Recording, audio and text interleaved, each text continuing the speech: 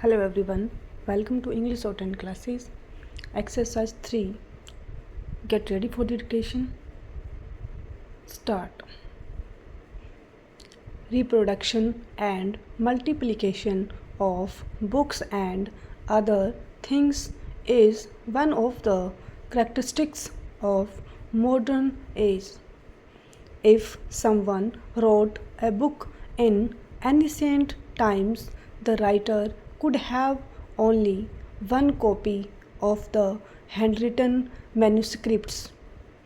If more copies were required, the whole thing had to be rewritten in hand by a scribe, which was an expensive and an arduous job. Today, on the other hand, if we want reproductions of a book or a given event, we have at our disposal not only the printing press but a few other scientific devices. Multiplication of things in the present age appears to be a mere child's play.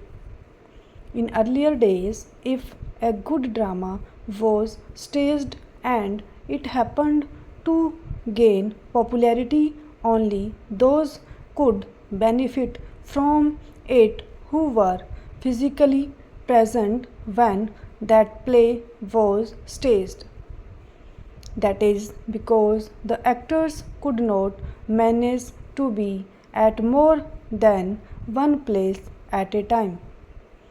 Even if a play was restaged, no one could guarantee that it would be rendered with the same skill and have the same effect on the audience as the original play staged earlier. All that has changed today. Now we can have a play staged simultaneously at several places.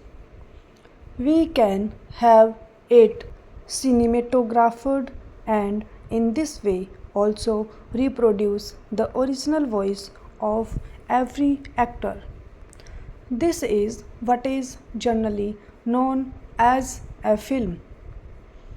Cinema is a very powerful medium for projecting ideas.